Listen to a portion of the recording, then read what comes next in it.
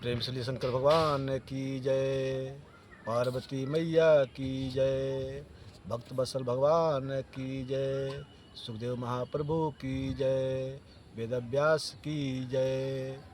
आइए, एक समय की बात है,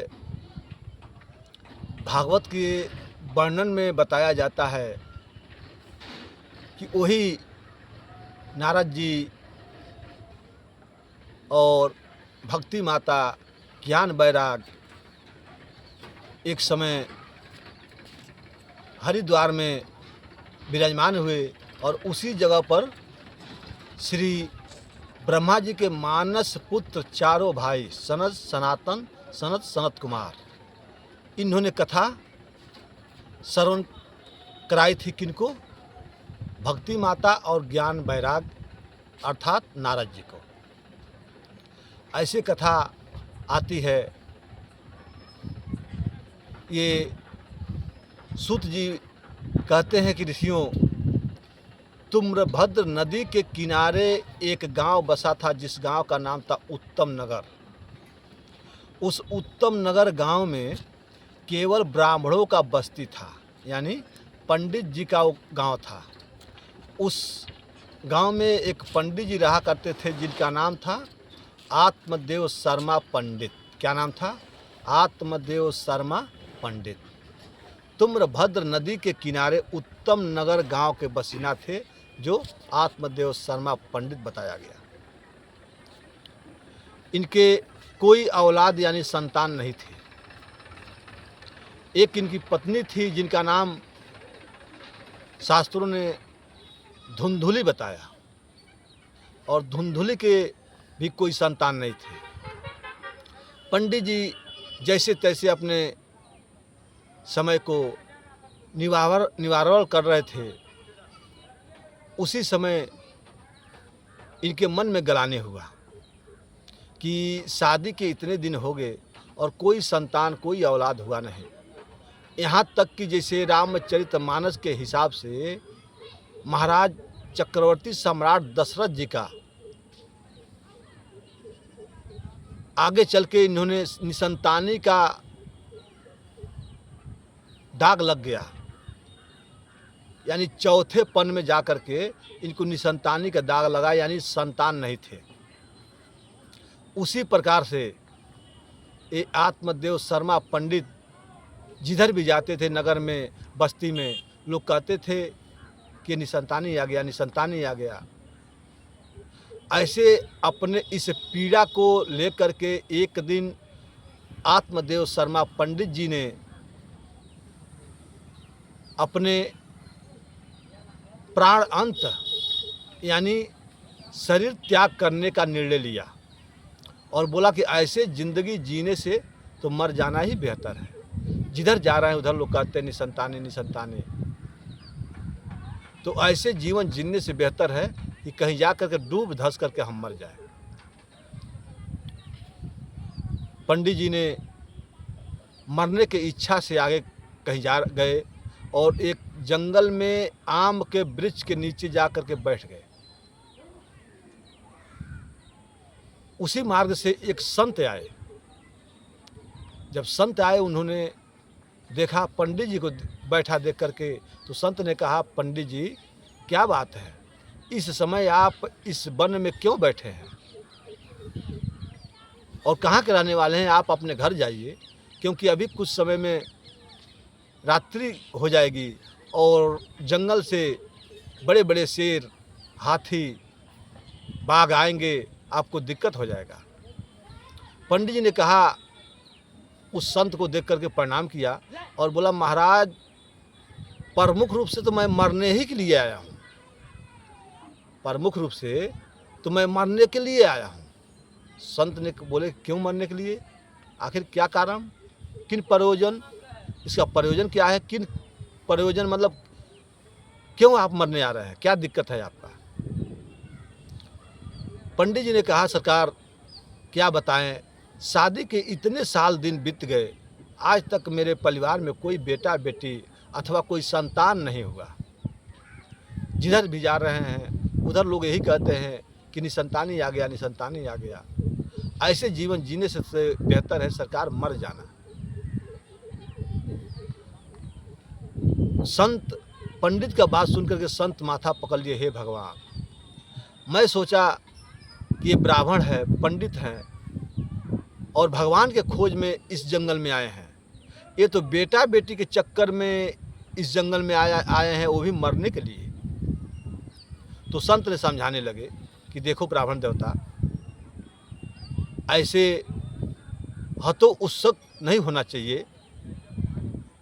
आपको आज नहीं कल तो कभी भगवान देखेंगे, ध्यान देंगे तो आपको बेटा बेटी जरूर होगा। पंडित ने कहा, बोले कि अब तक नहीं हुआ तो अब क्या होगा। चौथेपन, महाराज दशरथ के समान हम भी आ गए हैं चौथेपन में, तो अब तक नहीं हुआ तो अब क्या होगा। संत भगवान बोले, पंडित जी जरा अपना हाथ दीजिएगा। पंडित जी ने अपना हाथ दिया संत के हाथों में, तो उसमें उस पंडित जी के हाथ में स्पष्ट लिखा था कि सप्तम जन्म पुत्र नहीं वंचिता, यानी 7 जन्म तक आपको पुत्र से वंचित होकर रहना होगा। आपको 1 जन्म नहीं 7 जन्म तक कोई बेटा बेटी औलाद आपके नसीब में नहीं है। जब इस तरह से संत ने बताया पंडित जी को, तो पंडित जी अपना सिर उस वृक्ष के जड़ में इस ढंग से पटके कि लगा कि अभी उनका सिर फट जाएगा। और संत घबरा गए कि पंडित जी ये क्या कर रहे हैं, अभी मर जाओगे। पंडित जी ने बोला कि महाराज मैं तो मरने के लिए बैठा ही था, परंतु हमें 1 जन्म का दुख हमें याद था कि अभी इस जन्म में हमारा कोई बेटा बेटी अथवा संतान नहीं है, और आप महाराज आकर के हमारा दुख तो 7 गुना और बढ़ा दिया। मैं सोचा कि संत भगवान होते हैं और संत भगवान हमारे पास आए हैं तो हमारा दुख और दूर करेंगे, लेकिन आप तो संत भगवान होकर के ऐसा किया कि हमारा दुख 1 गुने की जगह पर 7 गुना कर दिया, यानी 7 जन्म तक। अब मैं महाराज निश्चित रूप से मरूंगा। फिर दोबारा पंडित जी ने सिर पटका उस वृक्ष के जड़ में। संत को लगा कि अब ये पंडित बचेगा नहीं, मर जाएगा। संत बोले कि पंडित मरो मत, ऐसे पटकोगे सिर तो मर जाओगे। पंडित जी ने कहा कि यदि आप हमको बेटा और बेटी नहीं देंगे तो मैं इस तीसरे बार ऐसे सिर पटकूंगा कि मैं तो मर जाऊंगा महाराज। लेकिन इतना याद जरूर रखिएगा कि आपको ब्रह्म हत्या का मोल लगेगा, क्योंकि मैं पंडित हूँ, ब्राह्मण हूँ, और आपके सन्मुख आपके सामने मरूंगा तो निश्चित रूप से मेरे मौत का कारण आप ही बनेंगे। संत ने माथा पकड़ा, हे भगवान राम राम, एक खामोखा झूठ मूठ में ब्रह्म हत्या का मोल मैंने लिया। तुरंत संत ने बोले कि पंडित जी रुकिए रुकिए, इतना जल्दी मत मरिए। संत भगवान ने क्या किया कि उस आम के वृक्ष से एक आम तोड़ा और प्रभु के नाम लेकर के आमंत्रित कर करके उस फल को पंडित जी को दे दिया और बोला, पंडित जी इस फल को लेके जाइए, अपने पत्नी को पवाइएगा, निश्चित रूप से बेटा ही होगा। जहाँ इतना संत भगवान ने कहा, पंडित जी गदगद हो गए और लगे आशीर्वाद देने उस संत भगवान को। अब देखिए यहाँ पंडित में और संत में कितना अंतर होता है। पंडित को हम और आप या संसारवासी क्या कहते हैं? ब्राह्मण देवता। ब्राह्मण यानी पंडित जी वो अपने कर्मों से, अपने धर्मों से हर तरह से स्वस्थ होंगे तो वो पंडित ब्राह्मण कहलाने के योग्य होते हैं, और वो ब्राह्मण आगे चल के देवता होते हैं। और संत क्या होते हैं? भक्त क्या होते हैं? संत के आगे और भक्त के आगे क्या होता है? भक्त भगवान, संत भगवान। तो अब बताइए, संत भगवान और भक्त भगवान, और ब्राह्मण क्या होते हैं? देवता, यानी ब्राह्मण देवता। तो आप बताइए कि भगवान बड़ा होते हैं कि देवता बड़े होते हैं, संत बड़े होते हैं कि पंडित बड़े होते हैं। यहाँ इस कथा के माध्यम से श्रीमद् भागवत महापुराण ज्ञान यज्ञ प्रवचन कथा के द्वारा संत भगवान संत हो करके उस ब्राह्मण को फल दिया और उस फल के कारण पंडित जी ने फल लिया और बहुत आशीर्वाद दिया उस संत को। आशीर्वाद दे करके और झूमते मगन होते सीधे अपने घर की तरफ भागे। घर की तरफ जा करके दूर से बोल रहे महर। महर का मतलब होता है परिवार, अर्धांगिनी। अब जो इनके घर के भीतर जो इनकी पत्नी थी जिनका नाम बताया गया धुंधुली देवी, धुंधुली देवी ने दौड़ करके बाहर निकली, बोली हाँ महाराज। इसको ऐसा लगा कि कोई अच्छा चीज़ लाए हैं खाने वाला पाने वाला। तुरंत आत्मदेव पर पंडित जी ने आगे बढ़े और बोले देवी देवी ये फल पकड़ो और इसको पाओ। इसको पाओगी तो निश्चित रूप से तुम्हारा बेटा होगा, क्योंकि बहुत त्रिकालदर्शी आज एक संत भगवान का ही दर्शन हुआ है और उस संत भगवान ने खुश होकर के हमको फल दिया और वो बोला कि निश्चित रूप से जो फल खाएगा उसका बेटा ही होगा। तो हमें पूर्ण विश्वास है क्योंकि संत का दिया हुआ प्रसाद है और इस प्रसाद को तुम पाओगे तो निश्चित रूप से तुम्हें बेटा ही होगा। अब धुंधली विचार करने लगी, हे भगवान, गला तो ऐसे फाड़ रहे थे कि जैसे लगता है कोई कितना बढ़िया चीज़ मेवा मिष्ठान मिठाई लाए हैं और ये तो एक फल दिखा रहा है। लगता है मैं फल नहीं खाई हूँ क्या कभी, और फल खाने से कहीं बेटा बेटी होते हैं, सब बकवास। लेकिन पति को खुश करने के लिए, पंडित जी को खुश करने के लिए अपना भाव बनाया और भाव बनाने के बाद से कहा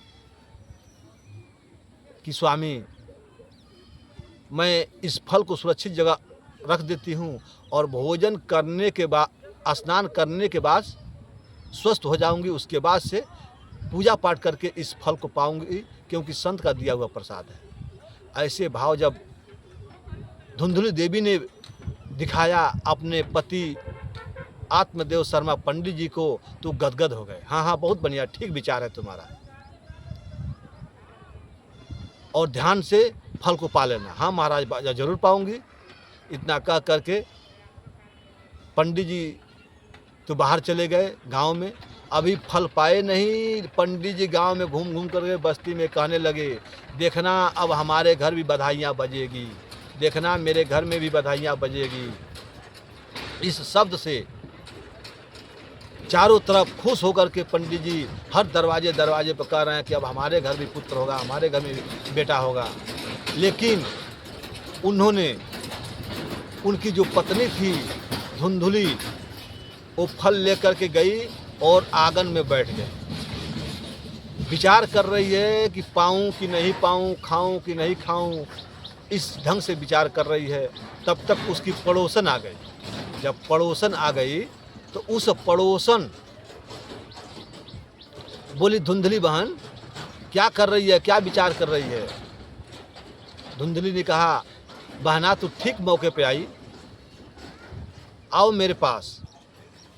जब पड़ोसिन धुंधली के पास में गई तो धुंधली ने कहा, बहना तू बता, मेरे स्वामी सीधे सच्चे पंडित जी हैं, उनको कोई साधु संत महात्मा कुछ भी दे देता है वो तुरंत लेके आते हैं कि इसको पाओ, इसको खाओ, बेटा बेटी होगा। अब बताओ, आज कोई साधु संत महात्मा मिल गया होगा उनको और एक आम दे दिया है फल, और वो कहें कि इसको पाने पर बेटा होगा। अब तुम बताओ बहन, कहीं आम अमरूद खाने से बेटा बेटी होते हैं? सब बकवास। धुंधली की पड़ोसन बोली, नहीं बहन ऐसा मत कहो, मैं संत का महिमा बहुत सुनी हूँ और संत ने फल दिया है तो निश्चित रूप से हमें तो विश्वास है कि तुम्हें बेटा होगा। यदि नहीं बेटा होगा चलो कोई बात नहीं, नहीं बेटा होगा तो ये फल है, आम है, ये कोई नुकसान तो करेगा नहीं। प्रेम से भगवान का नाम लेकर के पाले, बेटा होना होगा तो हो जाएगा, नहीं होगा तो कोई बात ही नहीं। धुंधली ने कहा बहना तू कहती है तो मैं पा लेती हूँ, लेकिन एक बात बता। क्या? अगर सचमुच पा लिया और मैं पेट से हो गई तो मुझे भागने में तो बहुत दिक्कत होगा ना। धुंधली की पड़ोसन बोली कि बहना तुम्हें कहाँ दौड़ में हिस्सा लेना है, आखिर कहीं तुम्हें दौड़ में हिस्सा तो लेना नहीं है। पेट से हो जाओगी, आराम से घर में पड़ी रहना। धुंधली बोली कि मेरे घर का काम कौन करेगा? पड़ोसन बोली कि अपने ननद को बुला लेना। धुंधली बोली बहना प्रेम से बोली भक्त बत्सल भगवान की जय। यहाँ धुंधली की बहन कही कि पड़ोसन तुम अपने ननद को बुला लेना, और पुत्र होने के बाद बधाई तो देनी पड़ती है, और उस तुम्हारा बालक हो जाएगा और वो बुआ बन जाएगी, उसी को बधाई के रूप में तुम उसको बधाई दे देना, वो अपने घर चली जाएगी। धुंधली बोली कि बहन तू ननद की बात करती है, तो वो भी 4 महीना पहले से बुलाने कह रही है। मेरी ननद अगर 1 महीने पहले आ जाए तो 1 महीने में पूरा घर साफ करके चली जाएगी।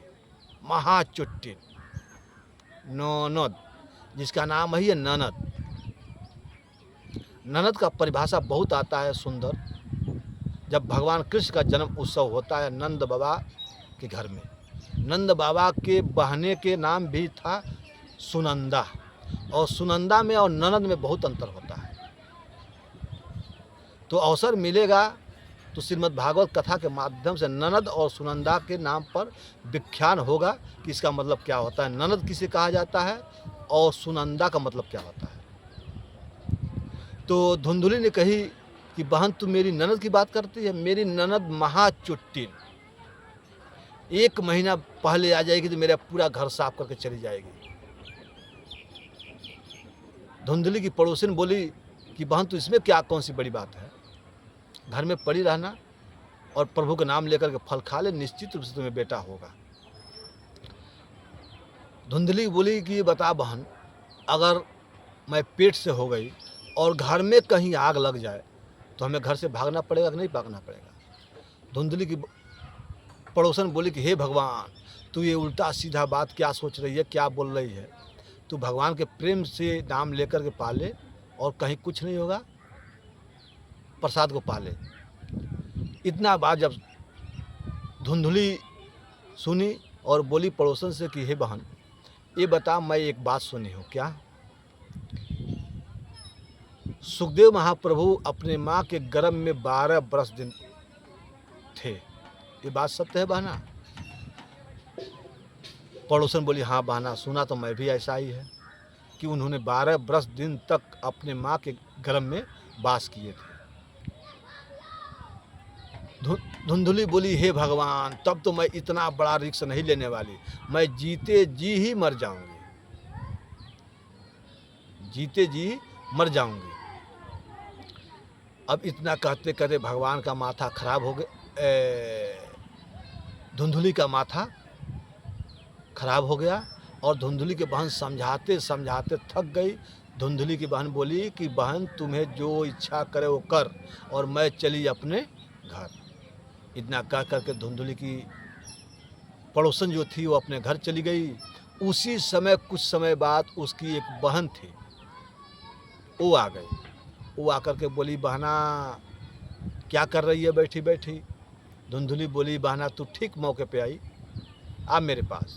उसको मेरे अपने पास बुला कर बैठाई और कही कि हे बहना तू बता, तेरा जीजा श्री है ना जो बहनोई तुम्हारा, वो इतने सरल स्वभाव के हैं कि जो भी कुछ दे दे, आम इमली जो भी कुछ दे दे वो ला करके मुझको देते हैं कि इसको खाओ बेटा होगा। अब बताओ, कोई संत मिले हैं और फल पकड़ा दिए हैं, वो बोल रहे हैं कि फल खाओ तुम्हें बेटा होगा।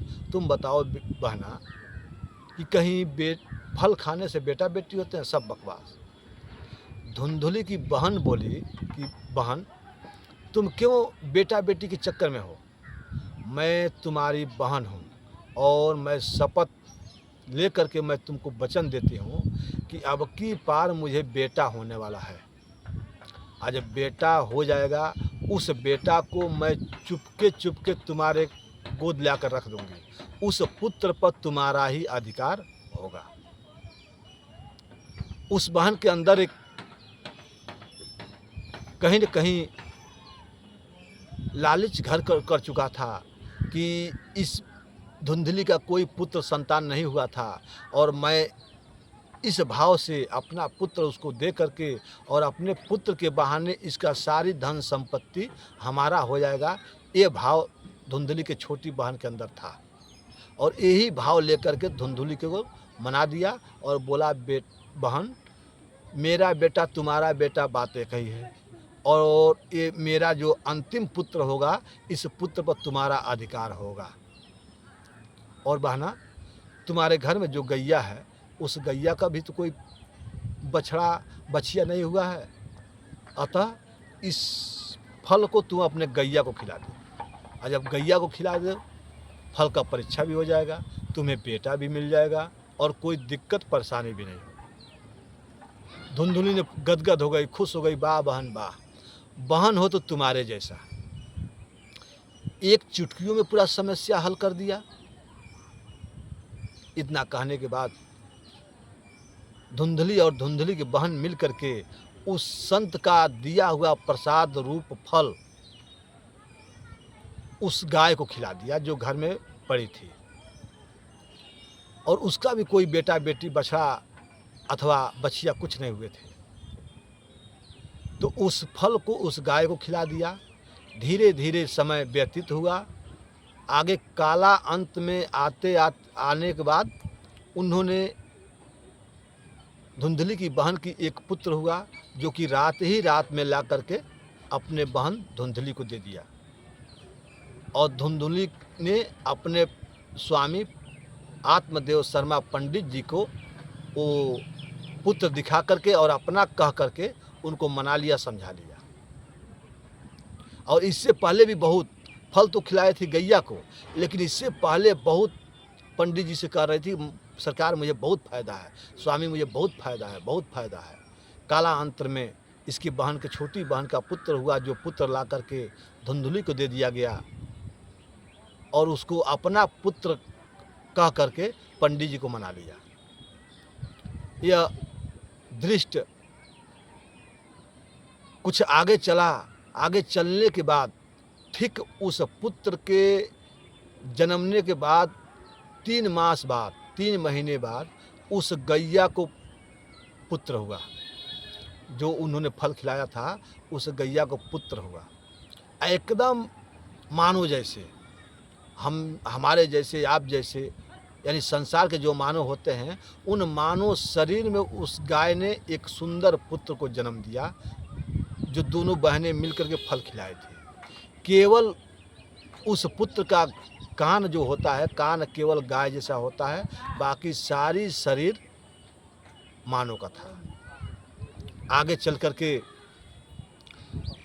गांववासी, नगरवासी बहुत गदगद हो गए और पंडित जी के वहाँ बधाई लेकर के पहुँचे। धन्य है पंडित जी, धन्य पंडित जी, कहाँ आप एक एक पुत्र के लिए तरस रहे थे, अब तो आपके घर में 2-2 पुत्र हो गए, आपके गैया भी पुत्र प्राप्ति हो गया, आप धन्य है, धन्य है। सही बात है, भगवान देते हैं तो